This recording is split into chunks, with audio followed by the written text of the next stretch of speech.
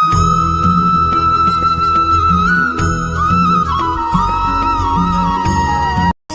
সকলে শক্তি অনুভব করতে চাই। এবার যদি আপনাকে জিজ্ঞেস করা হয় যে সবথেকে বেশি শক্তির অনুভব কোথা থেকে করা সম্ভব, তখন কেউ কেউ বলবেন তে চান তাহলে তা পাবেন শুধু একতার দ্বারা, সংগঠনের দ্বারা। যদি আপনাকে উদাহরণ দিই, নিজের এই হাতটাকে দেখুন, 5টা আঙুল রয়েছে।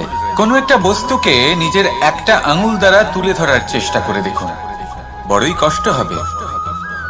তখন আপনি বুঝতে পারবেন যখন এই 5টি আঙুল একত্রিত হয় তখন কোনো কাজ কতটা সহজ হতে পারে। এটাই হলো শক্তি, একতার। সব থেকে ভালো উদাহরণ যদি আপনাকে দিই, তাহলে বাঁশি। এই বাঁশি থেকে অত্যন্ত মধুর সুর নির্গত হয় যা সবার মন প্রসন্ন করে দেয়। এই কথা সত্যি, কিন্তু এই বাঁশি আমি একটা বা দুটো আঙুল দিয়ে বাজাতে পারবো না। আমাকে প্রত্যেকটা আঙুল ব্যবহার করতেই হবে, তবেই এর থেকে মধুর সুর নির্গত হবে যা সকলকে প্রসন্ন করবে, ঠিক কিনা? ঠিক এইভাবেই যদি আপনি চান যে আপনার জীবনরূপী বাঁশি থেকেও মধুর সুর নির্গত হোক বা সবার মনকে প্রসন্ন করে তুলুক, তাহলে আপনাকেও জীবনে একতা নিয়ে আসতেই হবে। আপনি একাও কর্ম করতে পারেন, পথ চলতেও পারেন, সামনেও এগোতে পারেন, সাফল্যও লাভ করতে পারেন। কিন্তু যখন সকলে একসাথে এগোবেন, সেই পথে চলবেন, সেই কর্মই করবেন, তখন লক্ষ্যে অবশ্যই পৌঁছবেন, সাফল্য অবশ্যই লাভ করবেন। কিন্তু সেই সাফল্য এবং তার আনন্দের সংমিশ্রণটাই একটু অন্যরকম হবে। তাই জীবনে ঐক্যবদ্ধ হন, একসাথে মিলে এগোতে থাকুন, আর আমার সাথে ভালোবেসে বলুন, রাধা রাধা। আমাদের শরীর প্রকৃতির সর্বশ্রেষ্ঠ রচনা। যে অঙ্গ প্রত্যঙ্গ আমরা লাভ করেছি, প্রত্যেকটির মধ্যে একটি নিজস্ব বার্তা রয়েছে। একটু ভেবে দেখুন, 2টি চোখ দিয়েছে দেখার জন্য, 2টি কান দিয়েছে শোনার জন্য, নাসিকাও আছে 2টি, 2টি হাত দিয়েছে দ্বিগুণ পরিশ্রম করার জন্য। কিন্তু জীব শুধুমাত্র একটি। তার উপরেও তীক্ষ্ণ বলিষ্ঠ দাঁত দিয়েছে তার রক্ষার জন্য। কখনো ভেবে দেখেছেন কেন?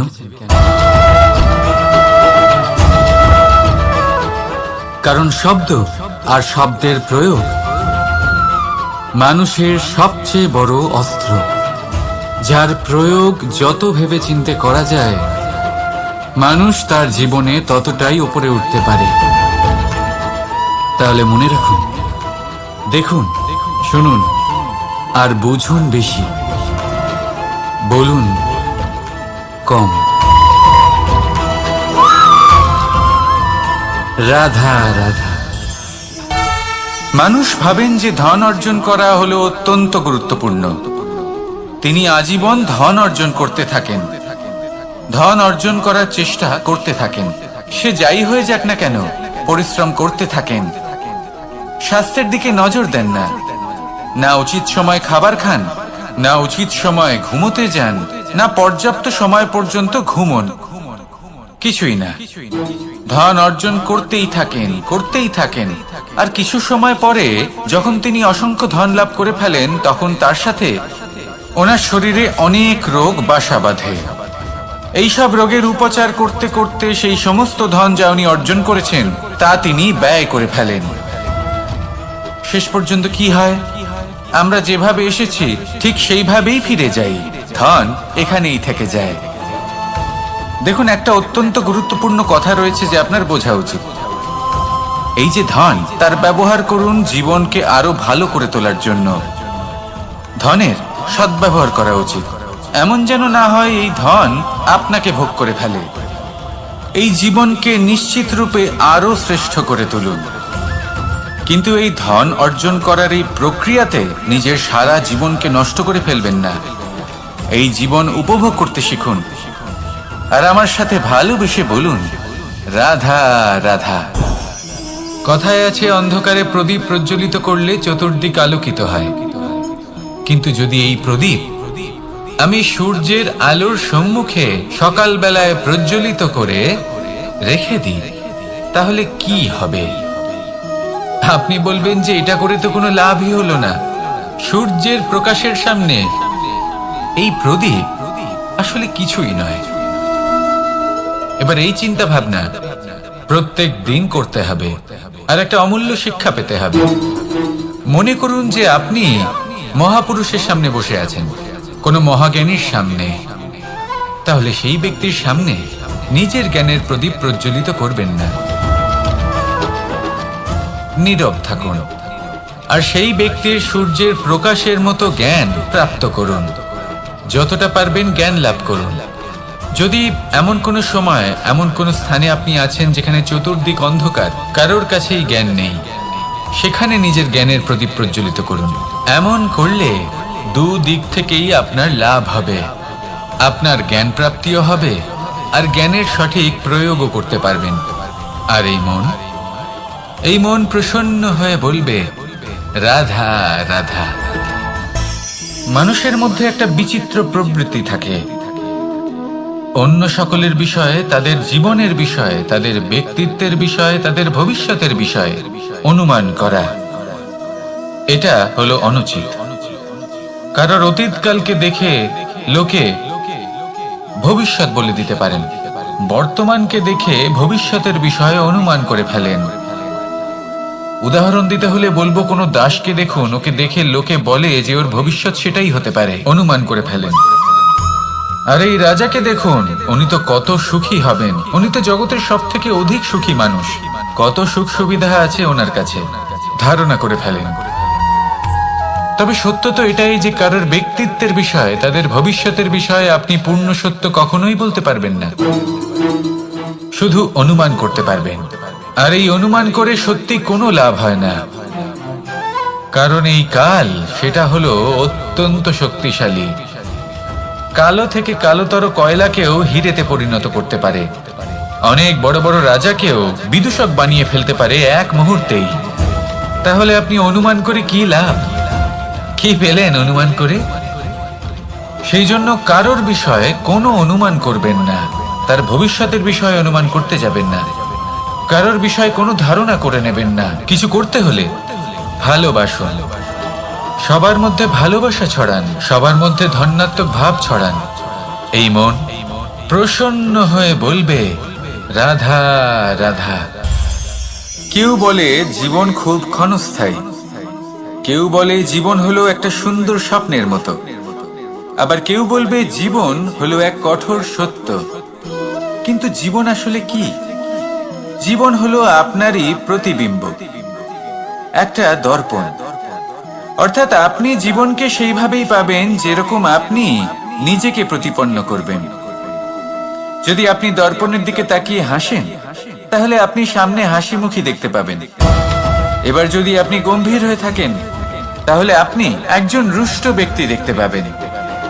শেষে সব থেকে বেশি গুরুত্বপূর্ণ হলো আপনার চেষ্টা। আপনাকে সবসময় চেষ্টা করতে হবে যাতে আপনি নিজেকে প্রসন্ন এবং ইতিবাচক মনোভাবে রাখেন। এটা হলো আপনারই উত্তরদায়িত্ব, তাকে পালন করুন। এই মনকে প্রসন্ন রাখুন, এই সংসারকে সুন্দর বলে মনে হবে। আর এই মন প্রসন্ন হয়ে বলবে, রাধা রাধা। মানুষের একটি সমস্যা আছে, দুঃখী হয়ে পড়েন, নিরাশ হয়ে পড়েন। তাই আমি একটা প্রশ্ন করছি যে এটা কি উচিত? এই সংসারে আপনি কি নিয়ে তুলনা করবেন, যেখানে সূর্যদেব চন্দ্রমা দুজনেই আছেন, দুজনেই হলেন বিশেষ, দুজনেই নিজ নিজ সময়ে উদিত হন। এদের মধ্যে একজন না থাকলে তাহলে আমাদের জীবন কঠিন হয়ে পড়বে। ঠিক সেইভাবেই আপনি যদি একটা বড় রেখা অঙ্কন করেন, তাহলে অন্য রেখাটি ছোট হয়ে পড়ে না, সে তেমনই থাকে যেমনটা সে ছিল। আপনার অস্তিত্ব কখনো ছোট বা বড় হতে পারে না, শুধু তুলনা করার জন্য আপনার এটা মনে হতে পারে। যদি আপনি যুদ্ধ করতে চান, আপনার তলোয়ারের প্রয়োজন পড়বে। যদি বস্ত্র তৈরি করতে চান, এত বড় তলোয়ার দিয়ে কিছুই হবে না, তখন প্রয়োজন পড়বে একটা ছোট্ট সূচের। তাই তুলনা করবেন না, না নিজেকে ছোট মনে করবেন, না অন্য কাউকে। সবার সাথে সহযোগিতা করুন, আর যদি তুলনা করতেই হয় নিজের সাথে করুন, যে কাল আমি কেমন ব্যক্তি ছিলাম, আজ কি তার থেকে শ্রেষ্ঠ হয়ে উঠতে পেরেছি। ভেবে দেখুন ভবিষ্যতে গিয়ে আপনি কতটা শ্রেষ্ঠ ব্যক্তি হতে পারেন। আসুন আমার সাথে ভালোবেসে বলুন, রাধা রাধা। এই সংসারের সবথেকে গুরুত্বপূর্ণ তত্ত্ব কোনটা? প্রথম হলো সময়। জন্ম থেকে মৃত্যু পর্যন্ত এই যে সময়, এটাই তো হলো জীবন। দ্বিতীয় হলো জীবন, যাতে আমরা সময়ের সদ্ব্যবহার করি, শ্রেষ্ঠ থেকে শ্রেষ্ঠতর কাজ করার চেষ্টা করি। বহু বছরের এই পরম্পরা, এই সংস্কৃতিকে এগিয়ে নিয়ে যাওয়ার চেষ্টা করি। এই সংসারে আমরা অংশগ্রহণ করতে চেষ্টা করি। তৃতীয় হলো ধন, সেই ধন যা প্রত্যেক ব্যক্তি অর্জন করতে চেষ্টা করেন। এবার এই তিনটি তত্ত্বের মধ্যে একটা সামঞ্জস্য আছে, সমান ব্যাপার আছে। সে ধনই হোক বা সময় হোক বা হোক জীবন। আর সেই সমান ব্যাপার হলো যে যদি আপনি এটা গণনা করতে থাকেন তাহলে তা কমতে থাকে, যদি আপনি এটা ব্যবহার করেন তাহলে তা বাড়তে থাকে। একে সংগঠিত করে রাখতে চেষ্টা করলে এ হাত থেকে ফসকে যায়, কিন্তু যদি আপনি একে সামলে রাখতে শিখে যান তাহলে এমন কাজ করবেন যাতে সংসারের সাথে সাথে পরবর্তী প্রজন্ম লাভবান হবে। যদি কিছু শিখতে চান তাহলে সামলাতে শিখুন, গণনা করা বা সংগঠিত করা নয়। আসুন আর আমার সাথে ভালোবেসে বলুন, রাধা রাধা। এই সংসারে সাফল্য লাভ করার জন্য জ্ঞানের প্রয়োজন হয়, পরিশ্রমের প্রয়োজন হয়, দৃঢ় নিষ্ঠার প্রয়োজন হয়, নিরন্তর চেষ্টা করা প্রয়োজনীয়। কিন্তু আরো কিছু আছে যা অত্যন্ত প্রয়োজনীয় এবং গুরুত্বপূর্ণ। তা হলো ভালো বন্ধু। তাদের থাকা অত্যন্ত প্রয়োজনীয়। যদি ভালো বন্ধু থাকে তাহলে সময় এলে তারা ঢাল হয়ে আপনাকে সুরক্ষা করবেন। সময় এলে অস্ত্রের মতো শত্রুকে সংহারও করবেন। যদি তিনি জ্ঞানী হন, তাদের মধ্যে সদ্গুণ থাকে, তাহলে এই সব গুণ আপনার মধ্যেও প্রবেশ করবে। তাহলে সাফল্যের জন্য ভালো বন্ধু পাওয়া অত্যন্ত প্রয়োজনীয়। কিন্তু শুধু বন্ধু কেন, ভালো শত্রুও থাকা প্রয়োজনীয়। এবার আপনি ভাববেন, আমি কি বললাম? যদি আপনার জীবনেও ভালো অর্থাৎ শক্তিশালী শত্রু থাকে তাহলে আপনিও শক্তিশালী হতে থাকবেন। এই শত্রু আপনাকে প্রেরিত করবে আরো বেশি শক্তিশালী হয়ে ওঠার। কখনো কোনো হরিণকে দেখুন, তীব্র গতিতে দৌড়তে থাকে। কেন তীব্র গতিতে দৌড়য়? এই কারণে নয় যে কোথাও তার জন্য মধুর ঘাস অপেক্ষা করে রয়েছে, না। সে এই কারণে তীব্র গতিতে দৌড়য় কারণ সেটা না করলে তার পেছনে একটি সিংহ আছে যে ওকে নিজের ভোজন করে ফেলবে। তাই জীবনে বিপদ, সংকট, এই সবকিছুও হলো অত্যন্ত গুরুত্বপূর্ণ। তার সম্মুখীন হতে শিখুন আর আমার সাথে ভালোবেসে বলুন, রাধা রাধা। পুরুষার্থ। শাস্ত্রে 4 ধরনের পুরুষার্থের কথা বলা হয়েছে। প্রথম হলো ধর্ম। আপনি কি জানেন এই ধর্ম আসলে কি? আপনার কি মনে হয় ধর্ম আসলে কি? কোনো বিশেষ ঈশ্বরকে মানাই কি ধর্ম বলা হয়? নাকি কোনো বিশেষ রীতি পালন করাই হলো ধর্ম? নাকি কোনো বিশেষ সাহিত্যকে সর্বশ্রেষ্ঠ মনে করাই হলো ধর্ম? না, ধর্ম হলো সেটা যাকে ধারণ করা যেতে পারে। আর ধারণ শুধু সেটাই করা যায় যা পবিত্র। পবিত্র শুধু তাকেই বলা হয় যা নিঃস্বার্থ, যার মধ্যে শাসন করার কোনো ইচ্ছে নেই, যা সরলভাবেই প্রবাহমান, জল এবং বায়ুর মতো। যখন কোনো ব্যক্তি ধর্মকে ধারণ করেন এবং সেই ধর্ম সেই ব্যক্তিকে রক্ষা করে, তখন তাকে ধর্ম বলা হয়। ধর্ম যা রক্ষা করে অহংকার থেকে, খারাপ চিন্তার হাত থেকে। সেই জন্য পুরুষার্থ গড়ে তোলার আগে, ধর্ম পালন করার আগে ধর্মের প্রকৃত অর্থ কি সেটা বুঝে নিন। এটা জেনে রাখুন যে সমস্ত ধর্মের আধার, সমস্ত ধর্মের ভিত শুধুমাত্র ভালোবাসা। আসুন আর এই ভালোবাসার সাথেই বলুন, রাধা রাধা। পেলে এই বৃক্ষগুলি শুকিয়ে যায়। প্রয়োজনের থেকে কম রোদ পেলেও এই বৃক্ষ কিন্তু শুকিয়ে যায়। প্রয়োজনের থেকে কম জল যদি পায়, এই বৃক্ষ শুকিয়ে যেতে পারে। প্রয়োজনের থেকে অতিরিক্ত জল যদি পায়, তখনও এই বৃক্ষের শিকড়গুলি নষ্ট হয়ে যেতে পারে। এবার এটাই কিন্তু আমাদের সংসারের সাথেও হয়। আমাদের সংসারের সকল প্রতিভাশালী ব্যক্তি, যেমন লেখক, বিচারক, প্রবক্তা, যোদ্ধা, এদের সবার ক্ষেত্রে এই কথাটাই প্রযোজ্য। যদি বেশি প্রশংসা করা হয় তাহলেও এরা হারিয়ে যাবেন। প্রয়োজনের থেকে বেশি যদি নিন্দা করা হয় তখনও তারা নত হয়ে পড়বেন। তাহলে আজ আমি এদের রক্ষা ছোট্ট কাহিনী শোনাবো, নিজেদেরও। এটা কোনো মনে রাখবেন, একটা দুজন বোন জাতাকলে গম পেশায় জেনে রাখুন কখন কোন নিন্দায় আপনি যিনি ছোট ছিলেন তিনি সময় সময় সেখান থেকে ছোট ছোট দানা তুলে নিজের মধ্যে বিষয়টা উপভোগ করছিলেন। এবার দেখতে দেখতে গম পেশাই সমাপ্ত হয়ে বলবে, পেশাই করা গম নিয়ে সেই দুজন বোন বাড়ি ফিরে আসছিলেন এবং তাদের ফেরার পথে হঠাৎ করে কোথাও থেকে একটি বাছুর চলে এলো। এই দুই বোন ভয়ভীত হয়ে গেলেন আর তাদের হাত থেকে সেই আটা পড়ে গেল, মাটিতে মিশে গেল। এবার এই পুরো ঘটনাক্রমে যদি কারোর বিন্দুমাত্র লাভ হয়ে থাকে, বিন্দুমাত্র আনন্দ পেয়ে থাকে, তাহলে সে কে? সেই ছোট বোন, যিনি মাঝে মাঝেই গমের দানা তুলছিলেন এবং খাচ্ছিলেন। কিছুটা হলেও উনি আনন্দ লাভ করেছিলেন। এবার এরকমই হলো আমাদের জীবনে ভক্তি এবং ভালোবাসা সংক্রান্ত বিষয়ে। মানুষ নিজের জীবনের দৈনিক কাজে এতটাই ব্যস্ত হয়ে পড়েন, প্রত্যেকদিন শুধু কাজ কাজ কাজ কাজ করতে থাকেন, আর তাতে ভক্তি এবং ভালোবাসার জন্য সময় বার করতেই পারেন না। দেখুন, জীবনে ভক্তি আর প্রেমের এই যে ছোট ছোট মুহূর্ত আছে, এগুলো যদি আপনি যাপন করতে পারেন তাহলে তাতেই আপনি তৃপ্তি লাভ করবেন। বাকি সবই আপনার ব্যর্থ বলেই মনে হবে। জীবনে যখনই আপনি কোনো কাজ করবেন, ঈশ্বরের প্রতি সমর্পিত হয়ে সেই কাজ করুন। আর যখনই সময় পাবেন তাহলে সেই সময় নিজের আপনজনদের দিন। যাদের আপনি ভালোবাসেন তাদের প্রতি যত্নবান হন, তাদের শুভাকাঙ্ক্ষী হন। এই প্রেম আর ভক্তির ছোট ছোট মুহূর্তগুলো আপনার জীবনকে চরিতার্থ করে তুলবে। আসুন আমার সাথে ভালোবেসে বলুন, রাধা রাধা। আমরা সবাই সূর্য করি। কেন কেন করি? কারণ আমরা জানি যে সন্ধেবেলা যখন সূর্যাস্ত হবে তখন শুধুমাত্র অন্ধকার বাকি থাকবে। ঠিক কিছুটা এরকমই হয় আমাদের মাতা পিতাও, যিনি আমাদের জন্ম দেন, আমাদের ভরণ পোষণ করেন, আমাদের বড় করেন, আমাদের প্রেম প্রদান করেন। কখনো কখনো তাদের মুখ থেকে কটু কথা নিঃসৃত হয়, আমাদের দুঃখ হয়, কিন্তু তখন আমাদের এটা বোঝা উচিত এগুলি নিঃসৃত হচ্ছে আমাদেরই মঙ্গলের জন্য।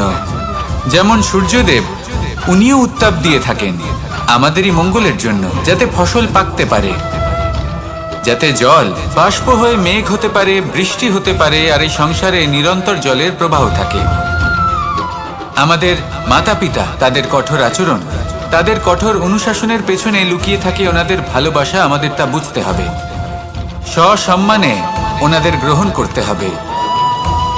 কারণ ঠিক সূর্যাস্তের পরে যেমন চতুর্দিক অন্ধকারচ্ছন্ন হয়ে যায়, তেমনি আমাদের জীবন থেকে যখন আমাদের মাতা পিতা চলে যায় তখন আমাদের জীবনেও শুধু এবং শুধুমাত্র অন্ধকারই ছেয়ে থাকে।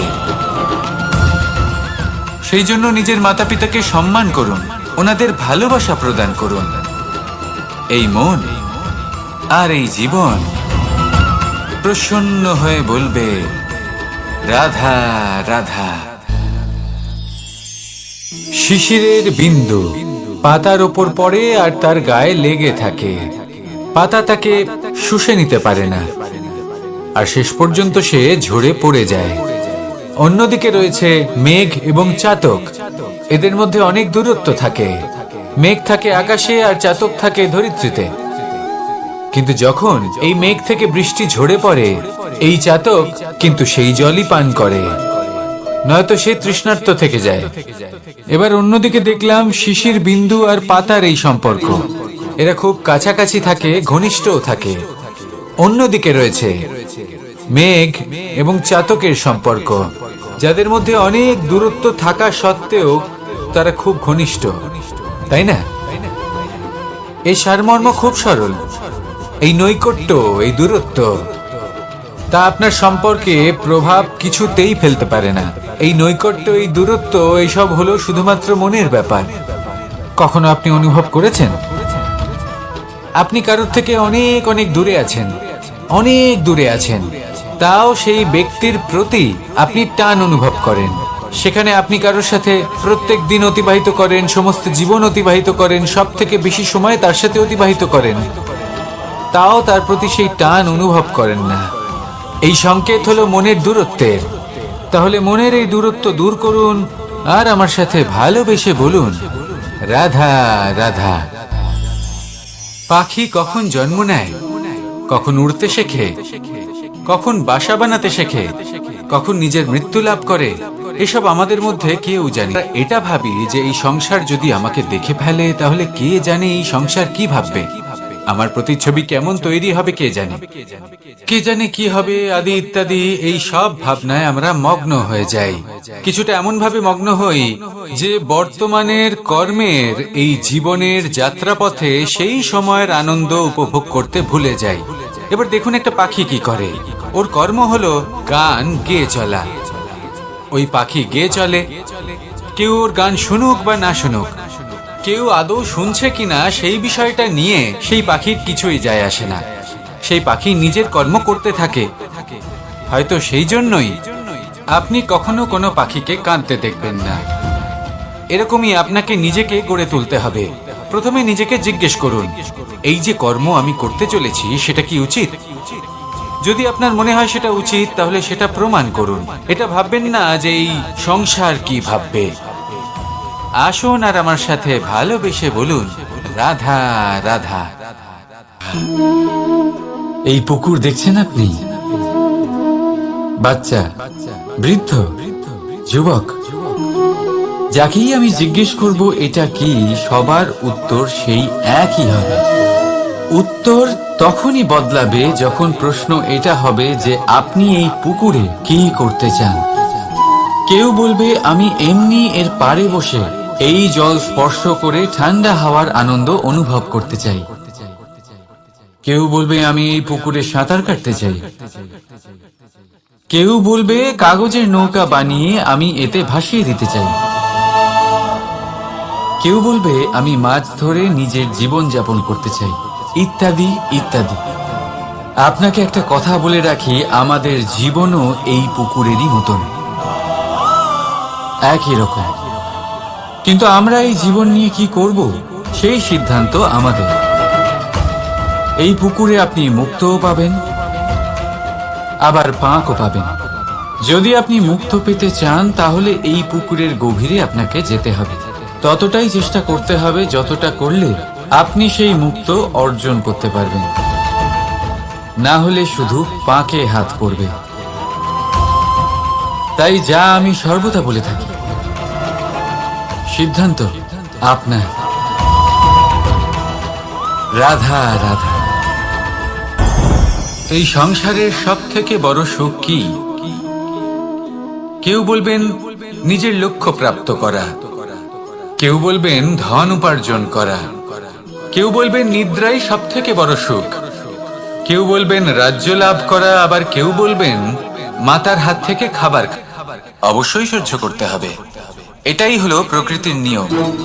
এই নিয়ম কিন্তু আমরা সবাই জানি, কিন্তু আমাদের মধ্যে বেশিরভাগ মানুষ এই বিভ্রান্তি নিয়ে বাঁচি যে এই যে প্রকৃতির নিয়ম তা আমার উপর প্রযোজ্য নয়। তা কিন্তু নয়। আমাদের চতুর্দিকে এই যে নিসর্গ রয়েছে, আমরা তার কতটা ক্ষতি করি সেটা একবার ভেবে দেখুন। আমরা বনাঞ্চল জ্বালিয়ে দিই, বায়ু দূষিত করি, জল দূষিত করি, প্রাণীদের হত্যা আমরা করি। কেন? এই নিসর্গ আমরা নষ্ট করি, যদিও আমরা জানি যে আমরাও হলাম এই নিসর্গেরই অংশ। এবার দেখুন, শরীরের কোনো অংশে যদি আগুন ধরান, আস্তে আস্তে সমস্ত শরীরও জ্বলে যাবে। সেইভাবেই নিসর্গ যদি নষ্ট হয়ে যায় তাহলে মনুষ্য জাতিও নষ্ট হয়ে যাবে। তাই এই যে নিসর্গ আপনি দেখছেন, এই পুষ্প, এই বৃক্ষ, বায়ু, জল, এদের সকলকে রক্ষা করুন, নষ্ট নয়। মনে রাখবেন, যদি নিসর্গ থাকে মানুষ থাকবে, যদি নিসর্গ থাকে তাহলেই জীবন থাকবে। আসুন আমার সাথে ভালোবেসে বলুন, রাধা রাধা। এই সংসারে সবাই বলেন আমি অর্জুনের মতো হয়ে উঠতে চাই। সবাই চায় যে তারাও যেন অর্জুনের মতো গান্ডীব লাভ করে। তারাও চায় যে তাদেরকেও মহাদেব এসে যদি আপনিও অর্জুনের মতো গান্ডীব লাভ করতে চান, তবে আপনাকেও তার মতোই শ্রেষ্ঠ কাঠ নির্বাচন করতে হবে। সেই কর্ম আপনাকেই করতে হবে। তার প্রত্যঞ্চা যাতে তীব্র হয়, তার জন্য আপনাকে সর্বশ্রেষ্ঠ দড়ি খুঁজে বের করতে হবে। আপনার বাণ যাতে ঘাতক হয়, সেই জন্য আপনাকে নতুন নতুন ধাতু খুঁজে বের করতে হবে। সেই শিক্ষা আপনাকে লাভ করতে হবে, তবেই আপনার ইচ্ছে পূর্ণ হবে। অর্জুন হওয়া বড়ই সরল, যদি আপনি কিভাবে অর্জন করতে হয় তা জানেন। শুধুমাত্র স্বপ্ন দেখেন যারা, তারা কখনোই অর্জন করতে পারবেন না। কিন্তু যদি কেউ অজ্ঞাতবাস ভোগ করতে পারে, যদি কেউ লাক্ষাগৃহ থেকে পালিয়ে বাঁচতে পারে, যদি কেউ কঠোর তপস্যা করতে পারে, প্রতীক্ষা করতে পারে এবং পরিশ্রম করতে পারে, তাহলে সে অর্জুন অবশ্যই হয়ে উঠবে। যদি আপনি অর্জুন হয়ে উঠতে চান, তাহলে কর্ম করতে শিখুন আর আমার সাথে ভালোবেসে বলুন রাধা রাধা। জীবন থাকলে লক্ষ্য অবশ্যই থাকবে। যদি লক্ষ্য থাকে, তার পথ অবশ্যই থাকবে। যদি পথ থাকে, আমরা জীবনে সফল হব না অসফল, পুরস্কারের ভাগীদার হব নাকি তিরস্কারের। মনে করুন আপনাকে একটা কাজ করতে হবে, আপনাকে পর্বত আরোহণ করতে হবে, আর সেই পথের ঢাল আপনাকে একাধিকবার ফেলে দেবে। পাথর আপনাকে একাধিকবার আহত করবে। এই অবস্থায় কি করবে? সাধারণ মানুষ বেছে নেয় প্রতিশোধ। সেই পর্বতকে নষ্ট করে দেওয়ার চিন্তা ভাবনা করে, তার ভিতকে নড়িয়ে দেওয়ার কথা ভাবে সেই মানুষ। কিন্তু প্রতিশোধ নয়, পরিবর্তন বাছুন। বদলা নয়, বদল বেছে নিন। আপনার বাধা আপনার বন্ধু হয়ে যাবে। রাধা রাধা। সমস্ত মানুষের জীবন কিছুটা সমান হয়। মানুষ জন্মগ্রহণ করে, তারপর চলতে শেখে, জীবনে এগিয়ে চলে, বার্ধক্য লাভ করে, তারপর সমাপ্ত হয়ে যায়। কিন্তু সেই ব্যক্তিরা কারা যারা প্রকৃত অর্থে মনুষ্য জীবন যাপন করেন? এনারা হলেন সেই ব্যক্তি যারা পড়ে গেলেও আবার উঠে দাঁড়ানোর চেষ্টা করেন, নিজের ভেঙে পড়া অস্তিত্বকে আগলে নিয়ে আবার একটা আকার দেওয়ার চেষ্টা করেন, ভগ্ন আশাকে আবার একটা নতুন দিশা দেন। অসফল হওয়ার পরেও থামেন না, আবার এগোতে থাকেন। অসফল হওয়ার পরে যদি আপনি থেমে যান, তাহলে সাফল্য আপনার সামনে অপেক্ষা করে, কিন্তু আপনি তা দেখতে পান না। তাই জীবনের সংঘর্ষে অংশগ্রহণ করতে শিখুন। জীবনের সংঘর্ষ থেকে পালাবেন না। আসুন আমার সাথে ভালোবেসে বলুন রাধা রাধা। এই সন্তানেরা হৃষ্টপুষ্ট হয়ে যায় এবং সেই কথা বাজ নিজে বুঝতে পেরে যায়। সেই বাজ নিজেই সেই বাসা ছিন্ন ভিন্ন করে দেয়। সেই সন্তান যাদের সবেমাত্র ডানা গজিয়েছে, কিভাবে উঠতে হয় তারা জানে না, সেই সন্তানগুলিকে উচ্চতা থেকে ঠেলে দেয়। সেই সন্তান প্রথমে ভয়ভীত হয়ে যায়।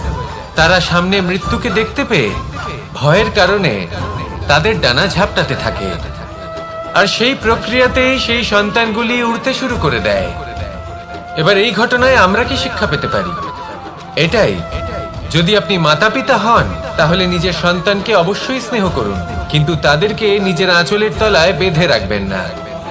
যদি আপনি চান আপনার সন্তান জীবনে উন্নতি করুক, তাহলে নিজের মুঠো থেকে তাদের স্বতন্ত্র করে দিন।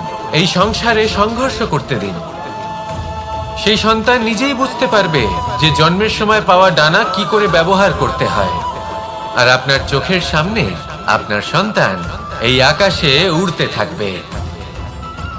তাহলে আসুন আমার সাথে ভালোবেসে বলুন রাধা রাধা। সংসারে সবচেয়ে পবিত্র মানা হয় গঙ্গা জলকে। কখনো ভেবে দেখেছেন কেন? কারণ গঙ্গা জলের আবির্ভাব অত্যন্ত শুদ্ধ হয়। তার জন্ম শুদ্ধ হয়, যেখান থেকে তার শুরু সেটাই শুদ্ধ হয়।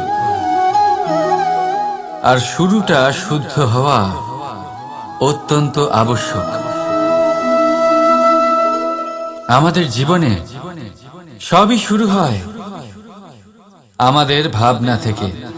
নিজের ভাবনাকে শুদ্ধ রাখুন, কারণ এই ভাবনা থেকেই আবির্ভাব হয় শব্দের। আপনার সব সংসারে, এই জীবনে নিজের ভাবনা শুভ রাখলে, শুদ্ধ করলে আপনার মন সুপ্রসন্ন হয়ে বলবে, রাধা রাধা। মানুষ জন্মগ্রহণ করে, তার সাথে ভয়েরও জন্ম হয়। ছোটবেলা থেকেই আমাদের মনে কোনো না কোনো প্রকারের ভয় থেকেই যায়। কেউ এই বিষয়ে ভয় পায় যে তার কোনো বস্তু তার থেকে দূরে চলে যাবে। কেউ এই বিষয়ে ভয় পায় যে আমি নিজেকে হারিয়ে ফেলব। কেউ এই ভেবে ভয় পায় যে আমার প্রিয়জনেরা তারা যেন আমার থেকে দূরে না চলে যায়। কেউ এই ভেবে ভয় পায় যে আমরা যেন পথ না হারিয়ে ফেলি, আদি ইত্যাদি। কিন্তু সত্যি কথা বলতে, ভেবে দেখুন এই ভয় বাস্তবে কি? শুধুই একটা মনস্থিতি, আর কিছুই নয়। যা কিছু আপনি জীবনে পেয়েছেন তা একদিন আপনাকে হারাতে হবে। এই জীবন হলো আপনারই, কিন্তু তাও একদিন সমাপ্ত হবে। তাই ভয় পেয়ে কি লাভ? এই ভয় শুধু আপনাকে জীবন যাপন করা থেকে বাধা দিচ্ছে, আর কিচ্ছু নয়। পথ হারিয়ে ফেললেই বুঝতে পারবেন যে নতুন পথ কিভাবে বানাতে হয়। কিছু মানুষকে জীবন থেকে হারালে তবেই আপনি বুঝবেন যে আপনার আপনজনকে। এই ভয়ের কারণে ভীত হয়ে থাকবেন না। এই তারা নক্ষত্র অন্ধকারের অভাবে গুরুত্ব হারায়। শিবকেও মহাদেব হওয়ার জন্য বিষ পান করতে হয়েছিল। প্রত্যেক পরিস্থিতি, প্রত্যেক সাফল্য আপনার পরীক্ষা নেবে। তাতে উত্তীর্ণ হওয়া হলো আপনার কর্ম। যখনই আপনি ভয় পাবেন বা সংকটের সম্মুখীন হবেন, তখন সাহসের সাথে তার সম্মুখীন হন। মনে রাখবেন, যে সম্মুখীন হতে জানে, সাফল্য তার সাথে সবসময় থাকে। আসুন আর আমার সাথে ভালোবেসে বলুন, রাধা রাধা। আমাদের হাতটা দেখুন। এই হাতে 5টা আঙুল আছে, যা ভিন্ন ভিন্ন ধরনের। এবার এরকমই কিছু আমাদের সংসারেও হয়। আমাদের দেশ, যেখানে একটি ভূমির ওপর ভিন্ন ভিন্ন ধর্মের মানুষ বাস করেন, ভিন্ন ভিন্ন জাতি, ভিন্ন ধর্ম, ভিন্ন ভাষা, কিন্তু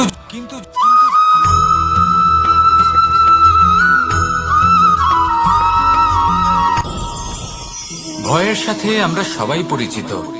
কষ্টও আমরা সবাই পেয়েছি। কখনো কখনো আমরা অসুস্থ হয়ে পড়ি, আর এমন সময় হলে মাতার মমতা, কখনো বাবার স্নেহ, কখনো বন্ধুদের পাশে থাকার অনুভূতি আমাদের রোগ নিরাময়ে সাহায্য করে। কখনো যদি আমরা নিরাশ হয়ে পড়ি, তখন যদি আমাদের কোনো আপনজন আমাদের দুটো ভালো কথা বলে, তখন আমাদের মনোবল বেড়ে যায়। ঠিক তেমন সংসারের এই রঙ্গমঞ্চে যদি আপনি পীড়িত অনুভব করেন, কিছু শুভ কথা আলোচনা করুন, কিছু স্তুতি গান করুন, কিছু মুহূর্তের জন্য হলেও নিজের ইষ্টদেবের কথা স্মরণ করুন আর প্রার্থনা করুন। সাহস বাড়বে, শক্তিও বৃদ্ধি পাবে, এবং সামনে এগিয়ে চলার পথও দেখতে পাবেন। তখন এই মন প্রসন্ন হয়ে বলবে, রাধা রাধা।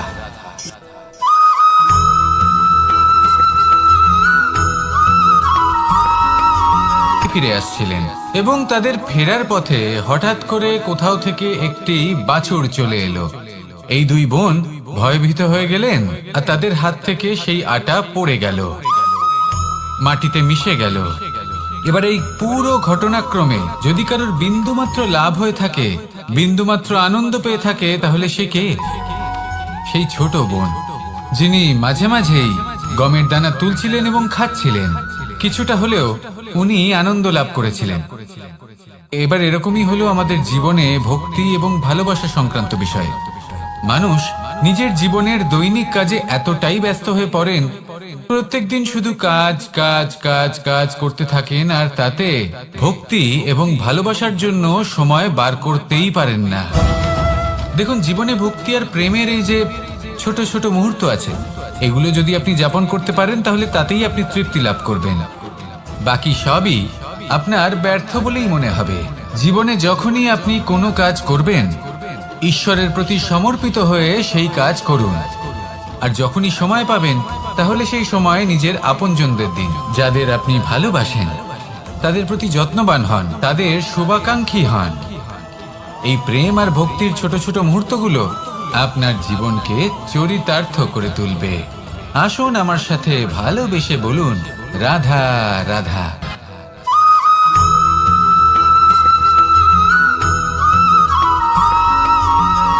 মানুষের মানসিকতা এমন হয় যে সে যতটা করে আশা করে যে তার থেকে অনেক বেশি তার বদলে সে পাবে। দেখুন, সবকিছুই আপনার ভাবনা চিন্তার উপর নির্ভর করছে। আপনি যদি ফলের বিষয়ে ভেবে কর্ম করতে থাকেন তাহলে সেটা অনুচিত। জীবনের আসল আনন্দ হলো নিজের কর্ম করতে থাকা, ফলের চিন্তা করা উচিত নয়। যদি আপনি এরকম ভাবেন যে আমি এতটা করছি, আমার এতটা পাওয়া উচিত, সেই ভাবনা অনুচিত। যদি আপনি সেবার মানসিকতা নিয়ে কর্ম করতে থাকেন, কর্মচক্রে প্রবাহিত হন, যদি আপনি এমন ভাবনা রাখেন যে আমি এতটা পাচ্ছি তাই এর থেকে অনেক বেশি আমি কর্ম করব, তাহলে নিশ্চিত রূপে আপনি যতটা করছেন তার থেকে অনেক বেশি আপনি পাবেন। আপনার আশার থেকে অনেক বেশি আপনি পাবেন। শুধু জীবনে অনেক বেশি কাজ করতে থাকুন, ফলের চিন্তা করবেন না। আর মনে রাখবেন, এই ভাবনাই সব থেকে বড় বীজ। কর্মের উপর বিশ্বাস রাখুন। জীবনে যা যা আপনি চান সবই সুখময় হবে। আসুন আর আমার সাথে ভালোবেসে বলুন, রাধা রাধা।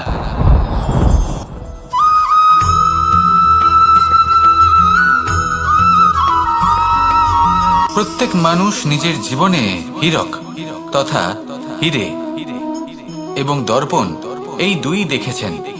এই দুই হলো সাদা এবং এরা দুজনেই আলোর প্রতিফলন ঘটায় এবং এরা দুজনেই উজ্জ্বল হয়ে ওঠে।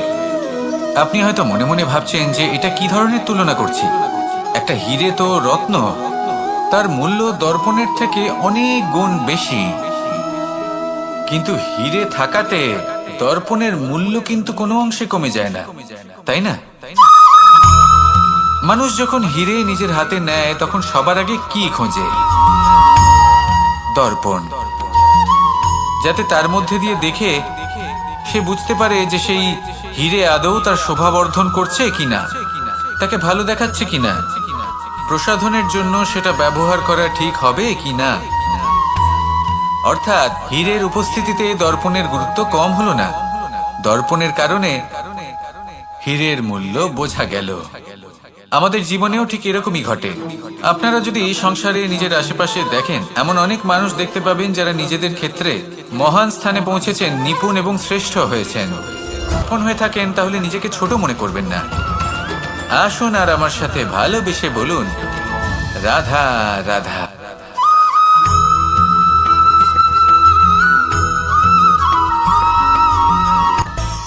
মানুষের মধ্যে একটা বিচিত্র প্রবৃত্তি থাকে, অন্য সকলের বিষয়ে, তাদের জীবনের বিষয়ে, তাদের ব্যক্তিত্বের বিষয়ে, তাদের ভবিষ্যতের বিষয়ে অনুমান করা। এটা হলো অনুচিত। কারোর অতীতকালকে দেখে লোকে ভবিষ্যৎ বলে দিতে পারেন, বর্তমানকে দেখে ভবিষ্যতের বিষয়ে অনুমান করে ফেলেন। উদাহরণ দিতে হলে বলবো, কোনো দাসকে দেখুন, ওকে দেখে লোকে বলে যে ওর ভবিষ্যৎ সেটাই হতে পারে, অনুমান করে ফেলেন। আর এই রাজাকে দেখুন, উনি তো কত সুখী হবেন, উনি তো জগতের সব থেকে অধিক সুখী মানুষ, কত সুখ সুবিধা আছে ওনার কাছে, ধারণা করে ফেলেন।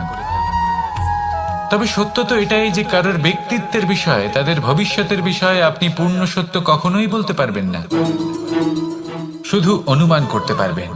আর এই অনুমান করে সত্যি কোনো লাভ হয় না, কারণ এই কাল সেটা হলো অত্যন্ত শক্তিশালী।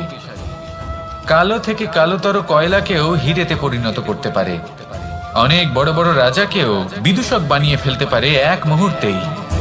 তাহলে আপনি অনুমান করে কি লাভ? কি পেলেন অনুমান করে? সেই জন্য কারোর বিষয়ে কোনো অনুমান করবেন না, তার ভবিষ্যতের বিষয়ে অনুমান করতে যাবেন না, কারোর বিষয়ে কোনো ধারণা করে নেবেন না। কিছু করতে হলে ভালোবাসুন, সবার মধ্যে ভালোবাসা ছড়ান, সবার মধ্যে ধন্যাত্মক ভাব ছড়ান। এই মন প্রসন্ন হয়ে বলবে, রাধা রাধা।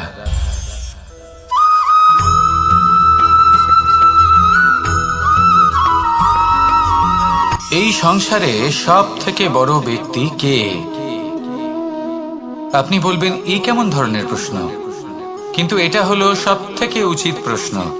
কেউ এর উত্তর দেবে যে সেই মহাপ্রতাপী রাজা, তিনি হলেন সব থেকে বড় ব্যক্তি, সেই বড় রাজনীতিবিদ, তিনিই সব থেকে বড় ব্যক্তি।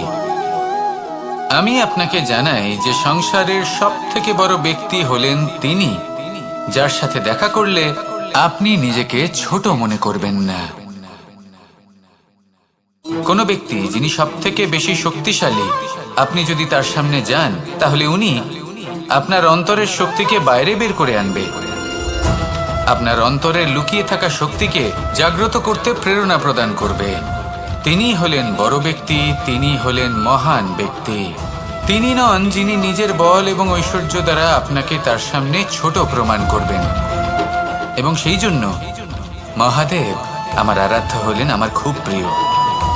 কারণ রাজা হোক বা ফকির, কেউ যদি ওনার সামনে যান তাহলে সে নিজেকে ছোট মনে করেন না। আপনিও যদি জীবনে অনেক বড় হতে চান তাহলে কাউকে কখনো নিজেকে ছোট মনে করতে দেবেন না। তার অন্তরে বড় হয়ে ওঠার প্রেরণা প্রদান করুন। আসুন আমার সাথে ভালোবেসে বলুন, রাধা রাধা।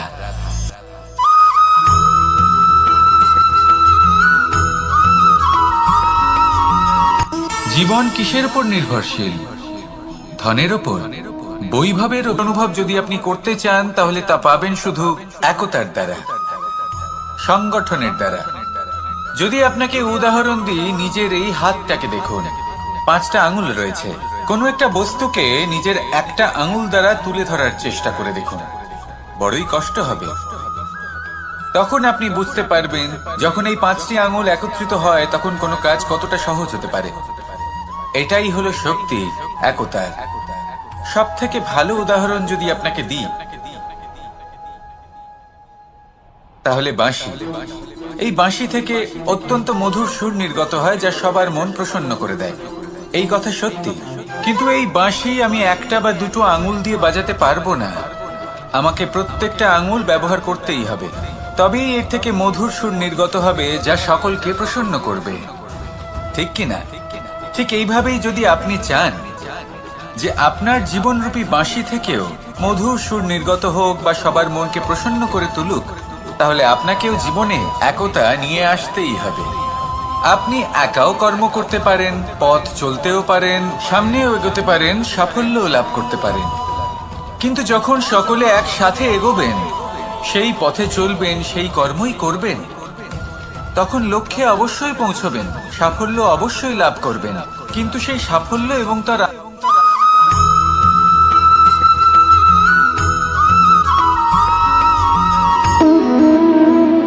সম্পর্ক হলো আমাদের জীবনের একটি আধার।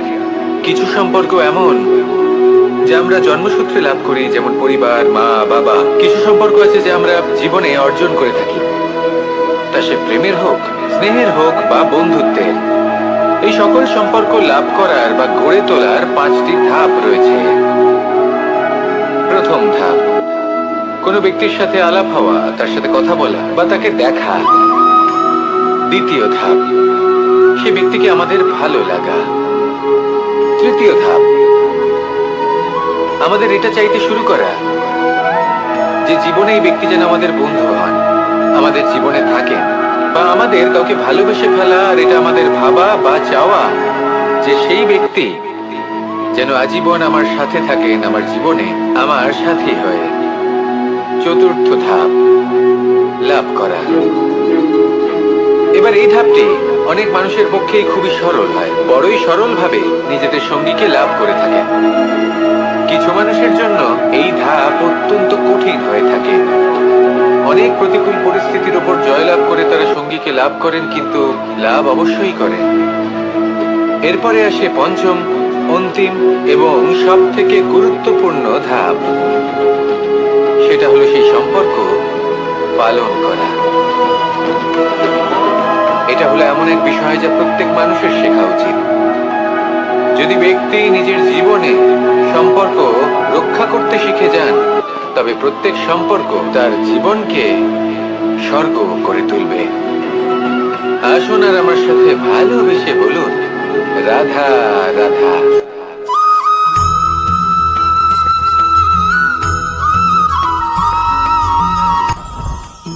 জীবনে কিছু শেখা অত্যন্ত গুরুত্বপূর্ণ। এবার কি কি শিখতে হবে সেই সব শেখানোর জন্য অনেক শিক্ষক রয়েছেন, কিন্তু কি শিখবেন না আর কি করবেন না এটা আমাদের নিজের অভিজ্ঞতা দিয়ে শিখতে হয়। কিন্তু তার মানে এটা নয় যে যদি আপনাকে শিখতে হয় যে আগুনের তাপ কতটা, আপনাকে আগুনের মধ্যে হাত দিতে হবে। না, অন্য কারোর অভিজ্ঞতা দ্বারাও শিখতে পারেন। প্রশ্ন শুধুমাত্র একটাই যে আপনি কি শিখতে চান নাকি চান না। যদি আপনি এটাই ভাবেন যে আমি শুধুই নিজের অভিজ্ঞতা দ্বারাই শিখতে চাই, তাহলে জীবনকাল ছোট মনে হবে, অনেক কিছুই শিখতে পারবেন না। তাই নিজের সাথে সাথে বড়দের অভিজ্ঞতা দ্বারাও শেখা শুরু করে দিন। এই সংসারের অভিজ্ঞতা দ্বারা শিখতে শুরু করে দিন। আর এটা নিশ্চিত রূপে শেখা আবশ্যক যে কখন কি করবেন না, কোথায় থামতে হবে আর কোথায় থামবেন না। তাহলে আসুন আর আমার সাথে ভালোবেসে বলুন, রাধা রাধা।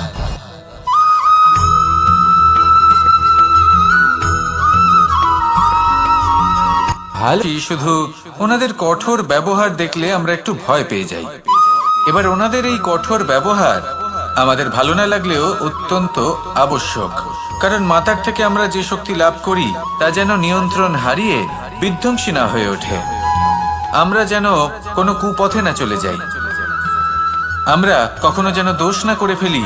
শুধু সেই জন্য পিতা এবং গুরু একটু কঠোর হয়ে ওঠেন, এবং ওনাদের এই কঠোর আচরণ ভবিষ্যতে গিয়ে আমরা অবশ্যই বুঝতে পারি।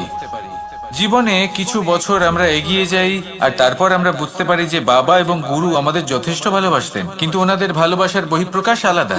প্রয়োজনীয় হলো এটা দেখার, এটা বোঝার যে শুরু থেকে আমাদের প্রতি ওনাদের আচরণ কেমন ছিল।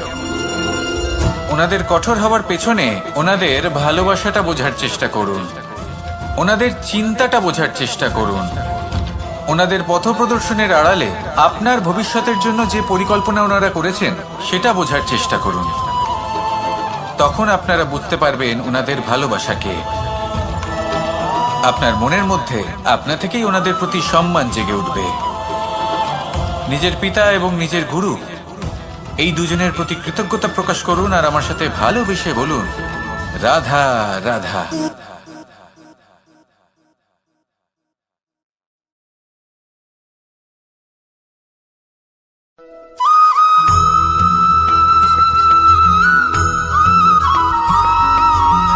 পঞ্চতত্ত্বের মধ্যে দ্বিতীয় তত্ত্ব হল ধরণী, ভূমি, যাকে আমরা ধরণী মাতা বলি।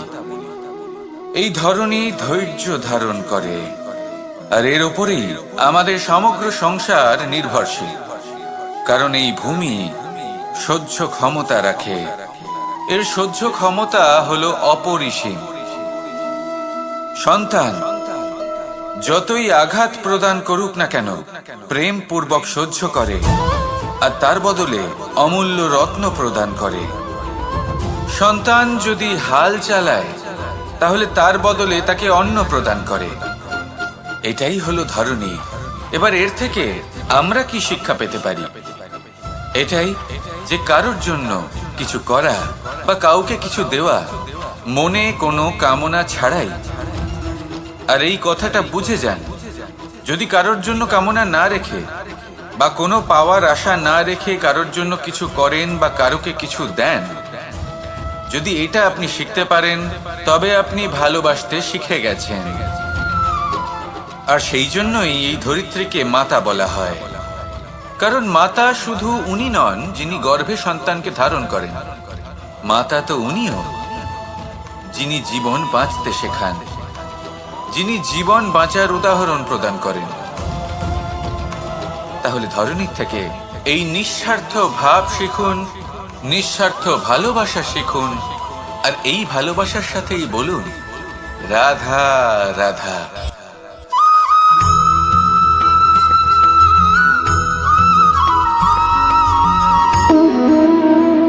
সম্পর্ক হলো আমাদের জীবনের একটি আধার। কিছু সম্পর্ক এমন যে আমরা জন্মসূত্রে লাভ করি, যেমন পরিবার, মা বাবা। কিছু সম্পর্ক আছে যে আমরা জীবনে অর্জন করে থাকি, তা সে প্রেমের হোক, স্নেহের হোক বা বন্ধুত্বের। এই সকল সম্পর্ক লাভ করার বা গড়ে তোলার 5টি ধাপ রয়েছে। প্রথম ধাপ, কোনো ব্যক্তির সাথে আলাপ হওয়া, তার সাথে কথা বলা বা তাকে দেখা। দ্বিতীয় ধাপ, সে ব্যক্তিকে আমাদের ভালো লাগা। তৃতীয় ধাপ, আমাদের এটা চাইতে শুরু করা যে জীবনে এই ব্যক্তি যেন আমাদের বন্ধু হন, আমাদের জীবনে থাকেন, বা আমাদের কাউকে ভালোবেসে ফেলা। আর এটা আমাদের ভাবা বা চাওয়া যে সেই ব্যক্তি যেন আজীবন আমার সাথে থাকেন, আমার জীবনে আমার সাথী হয়ে। চতুর্থ ধাপ, লাভ করা।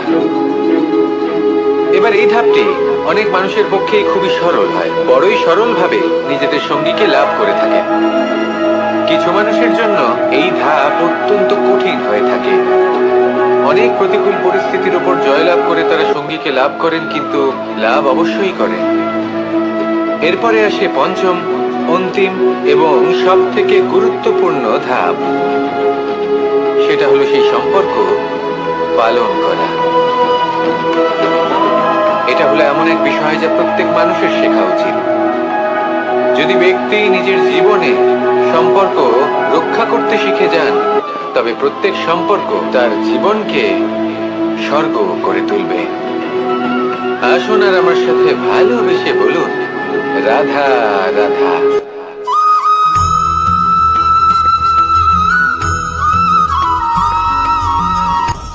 আপনি কখনো পর্বতের শিখরে উঠেছেন? আপনি দেখতে পাবেন পর্বতের পদতলে প্রচুর সুন্দর ফুল রয়েছে, সবুজ বনানী রয়েছে। যত আপনি ওপরে উঠতে থাকবেন তত ফুল কমতে থাকবে, সবুজ বনানী কমতে থাকবে। আরো কিছুটা ওপরে উঠলে কাঁটা জাতীয় গাছ দেখতে পাবেন, শুকনো গাছ দেখতে পাবেন। আরো যদি ওপরে ওঠেন তাহলে পাষাণ দেখতে পাবেন। আরো ওপরে উঠলে হিমখণ্ড দেখতে পাবেন। এই যে পর্বত, তা মনুষ্য জীবনের সব থেকে উত্তম উদাহরণ। মানুষ যখন সাফল্যের শিখরে পৌঁছতে চান, মহানুভবতার শিখরে পৌঁছতে চান, পথে যত আস্তে আস্তে উপরে উঠতে থাকেন, ততই ভৌতিক বস্তু তার থেকে বিচ্ছিন্ন হতে থাকে। যদি তিনি সেই ভৌতিক বস্তুগুলি ত্যাগ না করতে পারেন, তাহলে কখনোই সেই স্থানে পৌঁছতে পারবেন না। আর মানুষ যদি উচিত ত্যাগ করতে পারেন, পথে অগ্রসর হতে থাকেন, এগোতে থাকেন, তাহলে একদিন না একদিন তিনি মহানুভবতার, জ্ঞানের, সাফল্যের হিমের স্বাদ অবশ্যই লাভ করবেন। মনে রাখবেন, মানব জীবনে ত্যাগ হলো অত্যন্ত গুরুত্বপূর্ণ অংশ। আসুন আমার সাথে ভালোবেসে বলুন রাধা রাধা।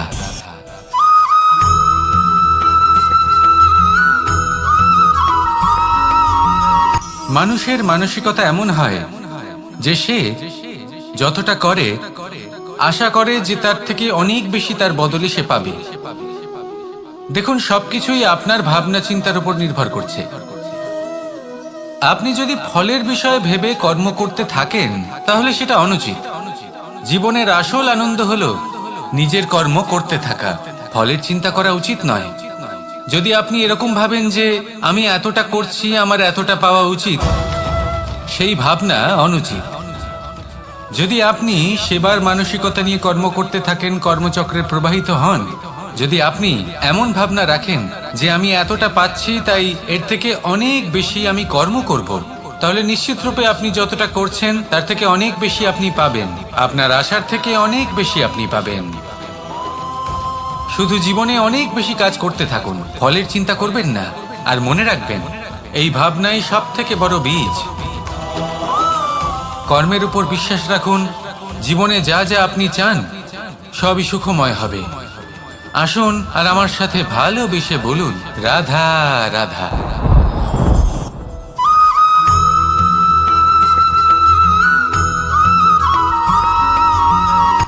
সূচের শেষে একটি ছিদ্র থাকে, যার দ্বারা আমরা এই সুতো পরাতে পারি।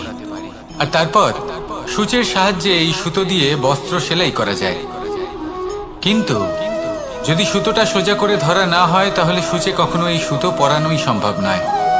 যদি এতে কোনো গিঁট পড়ে তখন তা কখনোই এই ছিদ্র দ্বারা প্রবেশ করা সম্ভব নয়। ঠিক এইভাবেই যদি আপনি কারোর জীবনে প্রবেশ করতে চান, কারোর অন্তরে প্রবেশ করতে চান, তাহলে আপনাকেও সহজ থাকতে হবে।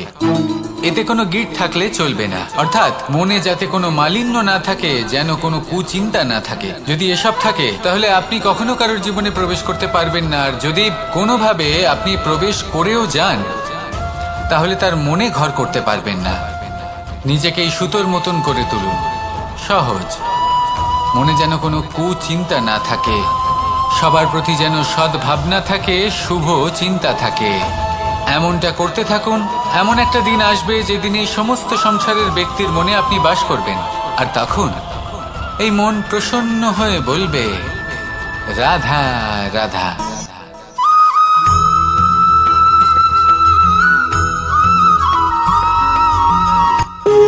যখন মানুষের মৃত্যু হয় তখন কি হয়? অনেক সংখ্যক মানুষ শোক পালন করতে চলে আসেন। যে ব্যক্তি মৃত্যু লাভ করেছেন তার অনেক বস্তু থাকে যেগুলো তার প্রিয়, যেগুলো তিনি ব্যবহার করেছেন।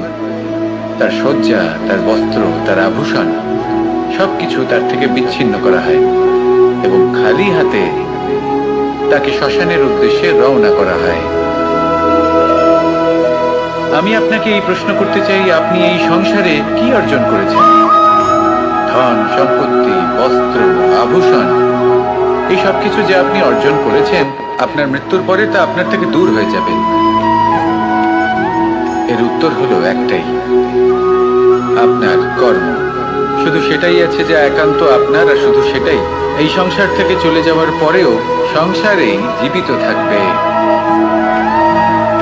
যদি আপনি দুষ্কর্ম করেন তাহলে এই সংসার আপনাকে একটি অনুচিত উদাহরণ হিসেবে মনে রাখবে যে এই ব্যক্তি খুব পাপী ছিল, অনুচিত কর্ম করতেন। যে পথে তিনি চলেছেন সেই পথে কারোর চলা উচিত নয়। সেখানেই যদি আপনি সৎকর্ম করেন তাহলে সংসার চিরকাল এটাই বলবে যে খুব ভালো মানুষ ছিলেন, সবাইকে ভালোবাসতেন, সবাইকে সাহায্য করতেন, আমার খুব প্রিয় মানুষ ছিলেন। এটাই হলো শ্রেষ্ঠ কর্ম। সেই জন্য জীবনে শুধুমাত্র ধন সম্পত্তি, আভূষণ এই সব অর্জন করতে গিয়ে নিজের মনোনিবেশ করবেন না। শ্রেষ্ঠ কর্ম করুন।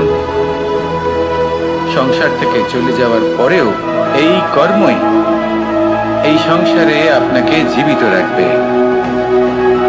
আসুন আমার সাথে ভালোবেসে বলুন, রাধা রাধা।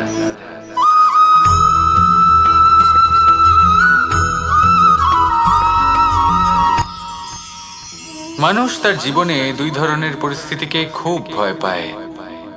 এক, কোনো কারণবশত কারোর সামনে নত হওয়া। দুই, কোনো কারণে নিজের চরিত্র থেকে, নিজের মূল্যবোধ থেকে বিচ্যুত হওয়া। এবার কেন হয় এরকম যে কথায় কথায় কারোর সামনে নত হতে হয়? কেন বারংবার নিজের চরিত্র থেকে চ্যুত হতে হয়? এরকম কেন হয়? এটা তখনই হয় যখন আমাদের শিক্ষা এবং মূল্যবোধের অভাব থাকে। যদি মানুষের মধ্যে প্রকৃত শিক্ষা থাকে তাহলে এই সংসারে কোনো সময় এবং কারোর সামনেই নত হওয়ার কোনো প্রয়োজন নেই। যদি মানুষের মধ্যে মূল্যবোধ থাকে তাহলে তাকে নিজের মূল্যবোধ বা চরিত্র থেকে বিচ্যুত হতে হয় না, তা সে যাই হয়ে যাক না কেন। কোনো বালককে যদি জন্ম থেকেই সুশিক্ষার অধিকারী করা হয়, শিক্ষিত করা হয়, মূল্যবোধের অধিকারী করা হয়, তবে সে এই সংসারে এমন কর্ম করবে যাতে সে নিজেকে, নিজের পরিবারকে, সমগ্র সমাজকে গর্বিত করতে পারে। শিক্ষা লাভ করুন, মূল্যবোধ লাভ করুন এবং আমার সাথে ভালোবেসে বলুন, রাধা রাধা।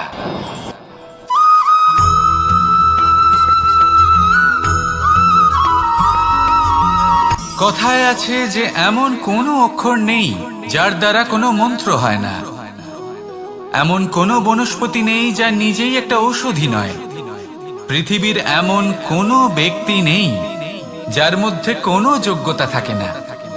শুধু প্রয়োজন হলো যে ব্যক্তিকে আমরা খুঁজে চলেছি তাকে সঠিকভাবে চিনে নেওয়া। যদি তার যোগ্যতা, তার বিশেষত্ব আমরা বুঝতেই না পারি, তাহলে আর লাভ কি রইল? এই সংসারে এমন অনেক ব্যক্তি রয়েছেন যারা ছোট ছোট অসফলতার কারণে আপনাকে এটা বলে দেবে যে আপনি কোনো কাজের নন, আপনি হলেন মূর্খ, আপনি কিছুই করতে পারবেন না।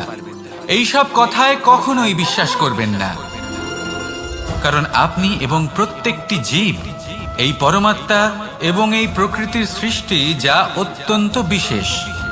যদি আপনাকে উদাহরণ দিই তাহলে একদিকে আছে তরোয়াল, একটা বড় লম্বা তরোয়াল যার দ্বারা যুদ্ধ করা যায়, জয়লাভ করা যায়।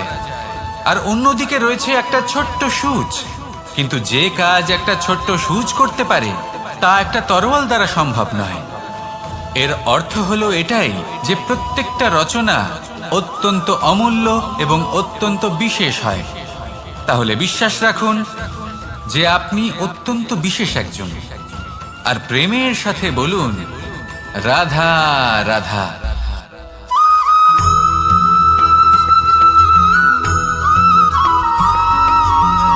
এই সংসারে কোনো বস্তু হোক বা ব্যক্তি হোক, তার একার গুরুত্ব কিন্তু খুব বেশি নয়। একটা উদাহরণ হিসেবে বৃষ্টির ফোঁটাকে ভেবে দেখুন।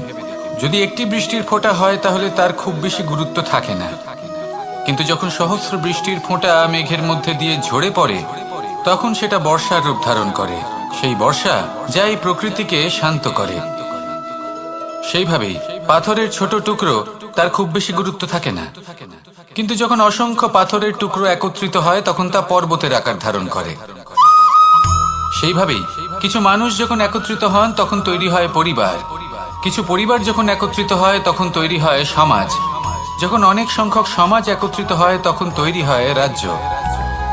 এবার এই রাজ্যের সব থেকে গুরুত্বপূর্ণ ব্যক্তি হতে পারেন রাজা, কিন্তু তাও সেই রাজা একা কিছু করতে পারেন না।